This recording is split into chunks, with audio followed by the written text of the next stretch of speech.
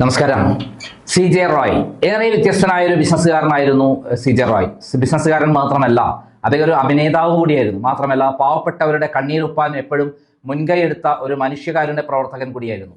ആ മനുഷ്യകാരുണ്യ പ്രവർത്തകനായ അല്ലെങ്കിൽ ബിസിനസ്സുകാരനായ ദീർഘവീക്ഷണമുള്ള കാറുകളെ സ്നേഹിച്ചിരുന്ന ഒരു അപൂർവ വ്യക്തിത്വത്തിന്റെ ഉടമയായ സ്വന്തം കുടുംബത്തെ വല്ലാതെ സ്നേഹിച്ചിരുന്ന പാട്ടുകാരെയും ഡാൻസ് ചെയ്യുന്നവരെയും പ്രത്യേകം പ്രോത്സാഹിപ്പിച്ചിരുന്ന വ്യക്തിത്വമായിരുന്നു സി ജെ റോയുടേത്. വലിയ നിലയിൽ ഏറ്റവും ടോപ്പിൽ നിൽക്കുമ്പോഴും സാധാരണക്കാരെ പോലെ പെരുമാറി സാധാരണക്കാരോടൊപ്പം ജീവിക്കാൻ ആഗ്രഹിക്കുകയും ചെയ്ത ഒരാൾ, ഏറ്റവും ഉന്നതയിൽ ജീവിക്കുമ്പോഴും സാധാരണക്കാരനായി അവരോടൊപ്പം സഞ്ചരിക്കുക, അവരുടെ പ്രശ്നങ്ങൾ പഠിക്കാനും അവർക്ക് വേണ്ടി പ്രവർത്തിക്കാനും കൂടി തയ്യാറായ ഒരു ബിസിനസ്സുകാരനായിരുന്നു. എന്തായാലും അദ്ദേഹത്തിന്റെ വളർച്ചയും ഉയർച്ചയും തന്നെ കുത്തനെയായിരുന്ന അദ്ദേഹത്തിന്റെ നാട് എന്ന് പറയുന്നത് ശരിക്കും തൃശ്ശൂരാണ്, ഗുരുവായൂരിന്റെ അടുത്ത് കുന്നംകുളത്താണെന്നുള്ളതാണ് നമുക്ക് ഏറ്റവും അഭിമാനിക്കാവുന്ന കാര്യം.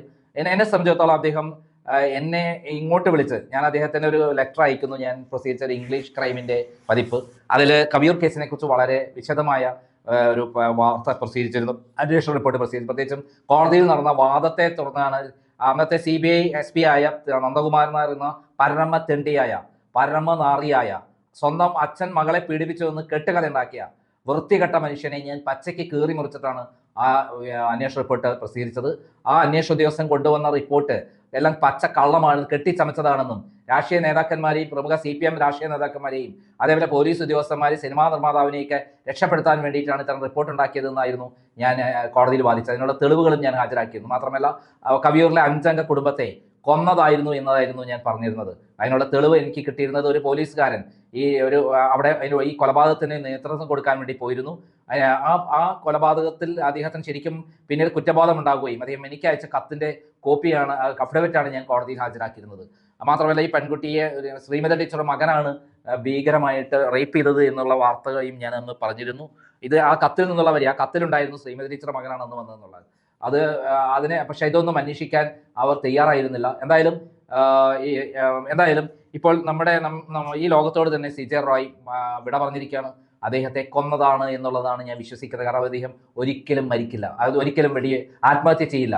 ആത്മഹത്യ ചെയ്യാൻ പറ്റുന്ന ഒരു ഭീരുവല്ല അദ്ദേഹം. ഏറ്റവും ഉന്നത തലത്തിൽ നിൽക്കുമ്പോൾ, വളർച്ചയുടെ ഏറ്റവും പീക്കിൽ നിൽക്കുമ്പോൾ, ഹിമാലയത്തോളം വളർന്ന് ഏറ്റവും ഉയരത്തിൽ നിൽക്കുമ്പോൾ അദ്ദേഹം എന്തിനാ ആത്മഹത്യ ചെയ്യണം? ആത്മഹത്യ ഒരു കാരണമാണ്, ഒരു ആദായ നികുതി റെയ്ഡൊക്കെ ഒരു കാരണമാണോ അദ്ദേഹത്തിന്?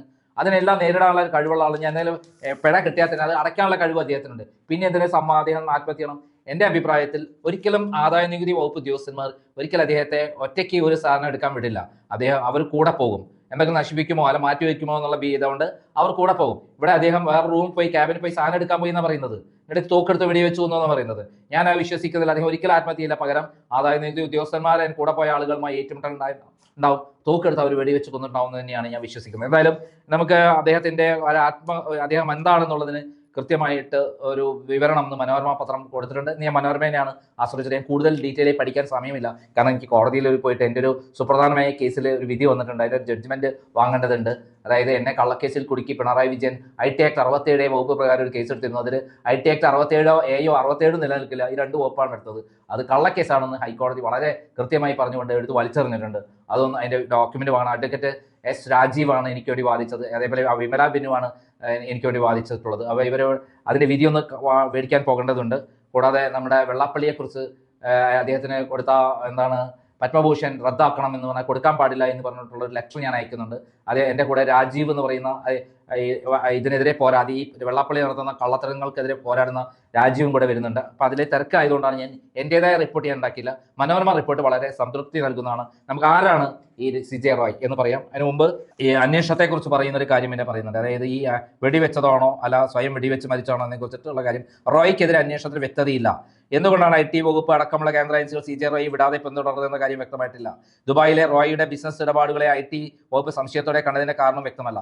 കോൺഫിഡൻസ് ഗ്രൂപ്പിന്റെ കോർപ്പറേറ്റ് സ്ഥാപനങ്ങൾ മുഴുവൻ ബാംഗ്ലൂരിലായിരുന്നിട്ടും കർണാടകയിലെ IT ഉദ്യോഗസ്ഥരെ മാറ്റി നിർത്തി കൊച്ചിയിലെ IT യൂണിറ്റ് ആണ് അന്വേഷണവും പരിശോധനകളും നടത്തിയിരുന്നത്.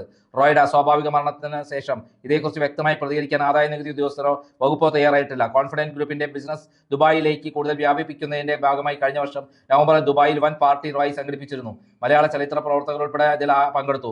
ഈ പാർട്ടിയിൽ പങ്കെടുത്ത പലരെയും ആദായ നികുതി വകുപ്പും കേന്ദ്ര സാമ്പത്തിക കുറ്റാന്വേഷണ ഏജൻസികൾ നിരീക്ഷണത്തിലാക്കിയിരുന്നു. ഇതിന്റെ എല്ലാം അടിസ്ഥാനത്തിലാണ് റോയുമായി അടുപ്പമുള്ളവരിൽ ചിലരെ ഏജൻസികൾ ചോദ്യം ചെയ്തത്.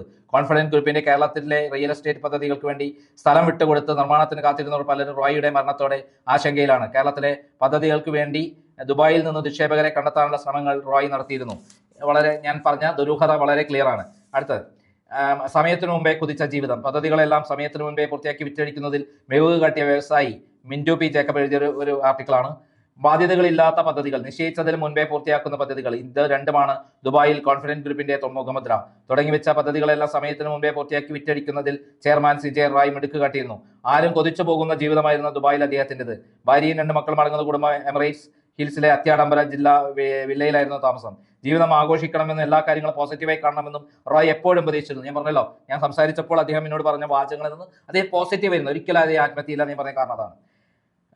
പോസിറ്റീവായി കാണണമെന്ന് റോയ് പലപ്പോഴും ഉപദേശിച്ചിരുന്നു. മനസ്സിൽ ചെറുപ്പം നിലനിർത്താനും പൊതുവേദിയിൽ ഊർജ്ജസ്വലത പ്രകടിപ്പിക്കാനും സദാ ശ്രമിച്ചിരുന്ന റോയ് കടും നിറങ്ങളും വെളിച്ച വിന്യാസങ്ങളും ഒരുക്കി അതിനിടയിലൂടെ സൂപ്പർ ആക്ഷൻ സിനിമയിലെ നായകനെ പോലെ കടന്നു വന്ന് ആളുകളെ ഹരം കൊള്ളിപ്പിക്കാൻ ഇഷ്ടപ്പെട്ടിരുന്നു.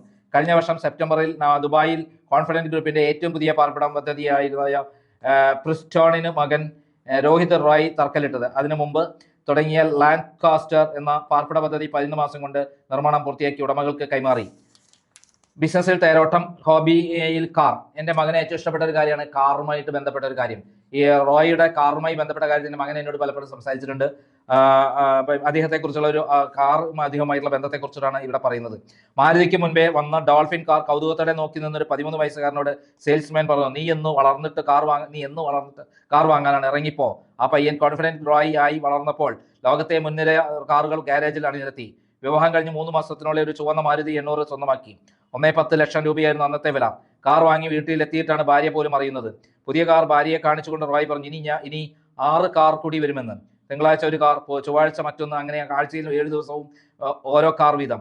അങ്ങനെ പറയുമ്പോഴും ആദ്യത്തെ കാറിന്റെ പണം പൂർണ്ണമായി നൽകിയിരുന്നില്ലെന്നത് സത്യം. പക്ഷെ 6 വർഷം കഴിഞ്ഞപ്പോൾ റോയ് 15 കാറുകൾ സ്വന്തമാക്കി, അതും റെഡി ക്യാഷ് നൽകി. ഇതിനിടെ ഒരു ആദ്യം വാങ്ങിയ ചുവന്ന മാരുതി 800 വിൽക്കേണ്ടി വന്നു. വർഷങ്ങൾക്ക് ശേഷം ആദ്യ കാർ തിരികെ വാങ്ങണമെന്ന് ചിന്തിച്ചു. ആ കാർ കണ്ടെത്തുന്നവർക്ക് 10 ലക്ഷം രൂപ റോയ് സമ്മാനം പ്രഖ്യാപിച്ചു.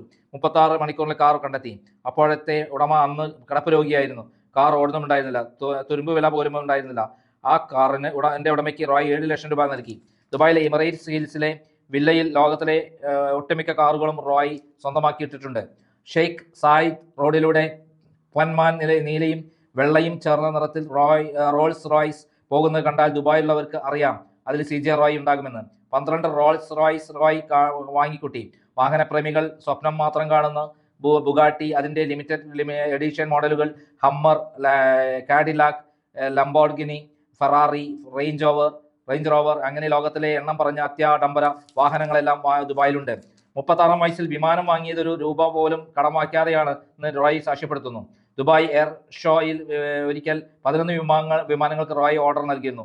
ഒരു മലയാളി സംരംഭകൻ നൽകുന്ന ഏറ്റവും വലിയ ഫ്ലൈറ്റ് ഓർഡർ ആയിരുന്നു അത്. എന്നാൽ പിന്നീട് ആ കച്ചവടം മാത്രം നടക്കാതെ പോയി. ഇന്ത്യയിലെ എല്ലാ വാഹനങ്ങളുടെയും നമ്പർ 3 ആണ്. ദുബായിൽ അതിന് ലഭിക്കാത്തതിനാൽ തമ്മിൽ കൂട്ടുമ്പോൾ 3 ലഭിക്കുന്ന നമ്പറുകളാണ് വാങ്ങിയിരിക്കുന്നത്. കാറിനോളവും കാറിനേക്കാളും കൂടുതൽ പണം ഈ നമ്പറുകൾക്കായി റോയ് മുടക്കിയിട്ടുണ്ട്. ഒരുപക്ഷെ 13-കാരൻ പയ്യന്റെ പകരം വീട്ടലായിരിക്കണം. കാറുകളുടെ വിശേഷങ്ങൾ വിലകളിലൂടെ ലോകവുമായി പങ്കുവച്ചു. സമൂഹ മാധ്യമങ്ങളിൽ വൻ ഫോളോവേഴ്സിനെ സമ്പാദിച്ചു. കോൺഫിഡൻസ് ഗ്രൂപ്പിന്റെ ബ്രാൻഡ് അംബാസഡറായി റോയ് തന്നെ അപ്രത്യക്ഷപ്പെട്ടു. മറ്റൊരു റിപ്പോർട്ട്, ജീവിതത്തിന്റെ സൂത്രവാക്യം മരണത്തിന്റെയും. സിജെ റോയ് താൻ നിർമ്മാണ പങ്കാളിയായ Anomie the equation of death എന്ന സിനിമയുടെ റിലീസിംഗ് തീയതി മാറ്റിവെച്ചു. എന്നാൽ അതേ ദിവസം അടുത്തെത്തിയ മരണത്തിന്റെ തീയതി മാറ്റിവെക്കാമായിരുന്നിട്ടും അദ്ദേഹം അത് ചെയ്തില്ല. കാരണം ഇതൊരു എന്തൊക്കെ പറഞ്ഞാലും ലോകത്ത് ആർക്കും മാറ്റാൻ പറ്റാത്തൊരു സാധനം മരണമാണ്.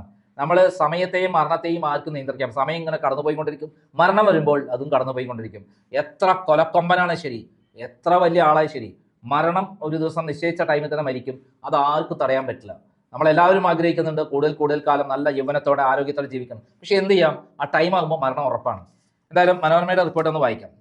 Anomie the equation of death, മരണത്തിന്റെ സൂത്രവാക്യം. റഹ്മാനും ഭാവനയും പ്രധാന വേഷത്തിൽ അഭിനയിക്കുന്ന ഈ ചിത്രത്തിന്റെ നിർമ്മാണ പങ്കാളിയാണ് ചെറിയങ്കണ്ടത്ത് ജോസഫ് റോയ് എന്ന കോൺഫിഡൻഷ്യൽ ഗ്രൂപ്പ് ഉടമ സിജെ റോയ്. സിനിമയുടെ റിലീസ് ഇന്നലെയായിരുന്നു നിശ്ചയിച്ചിരുന്നത്.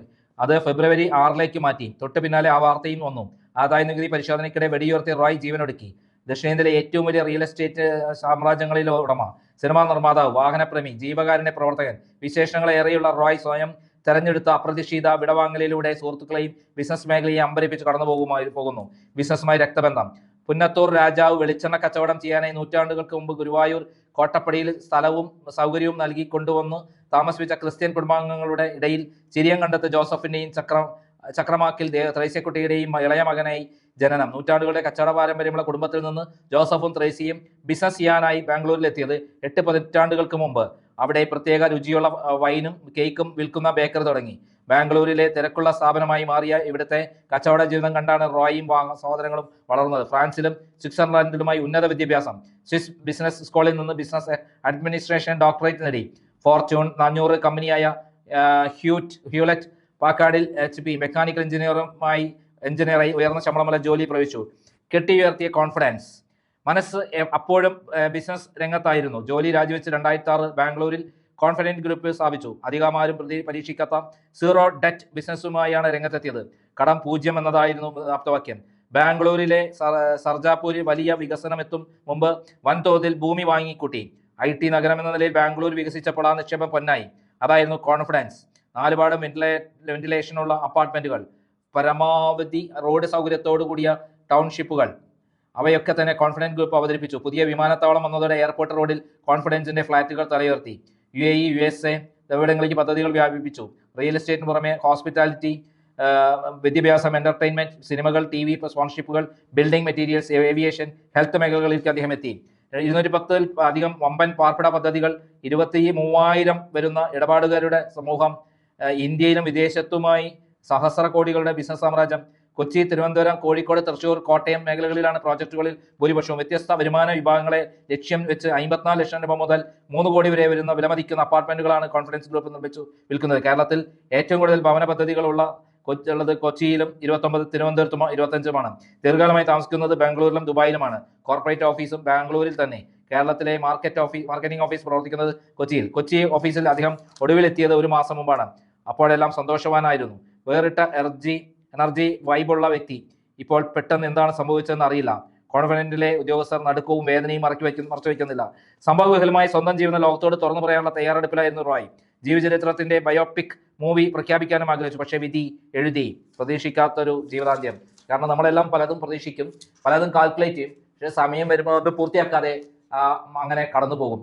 ലോകത്തിൽ ഒരാളും എല്ലാം പൂർത്തിയാക്കിക്കൊണ്ട് മരിച്ചിട്ടില്ല. എല്ലാം പൂർത്തിയാക്കി കഴിഞ്ഞിട്ടുള്ള ആരെങ്കിലും ഉണ്ടെങ്കിൽ അവർ വലിയ ഭാഗ്യവന്മാരായി നമുക്ക് കണക്കാണ്. പക്ഷേ റോയ് പോലെ കുറഞ്ഞ കാലം കൊണ്ട് 57-ാമത്തെ വയസ്സിൽ തന്നെ ഈ ലോകത്തോട് വിട പറഞ്ഞ അദ്ദേഹത്തിന്റെ ജീവിതം വൈവിധ്യപൂർണമായ ചിത്രാശലഭങ്ങളെ പോലെ പാറിപ്പറന്ന് നടന്നിരുന്ന ഒരു പ്രത്യേക അനുഭൂതിയോടെ നമ്മൾ ചിന്തിക്കാവുന്ന, നുകരാവുന്ന ഒരു ജീവിതമായിരുന്നു അദ്ദേഹത്തിൻ്റെത് എന്ന് തീർത്ത് പറയാൻ പറ്റും. സ്വപ്ന തുല്യമായ ഒരു ജീവിത വിജയത്തിന്റെ ഒരു ശില്പിയായ റോയ് ഒരിക്കലും ആത്മഹത്യ ചെയ്യില്ല. കാരണം അത്രയും കോൺഫിഡന്റ് ആയിരുന്നു അദ്ദേഹം. ആ കോൺഫിഡന്റ്, ആത്മവിശ്വാസത്തിന്റെ പ്രതീകമായ അദ്ദേഹം എന്തിനു ആത്മഹത്യ ചെയ്യണം? അദ്ദേഹത്തെ കൊന്നതാണ് എന്ന് ഞാൻ വിശ്വസിക്കുന്നു, അല്ലെങ്കിൽ കൊല്ലിച്ചതാണ്.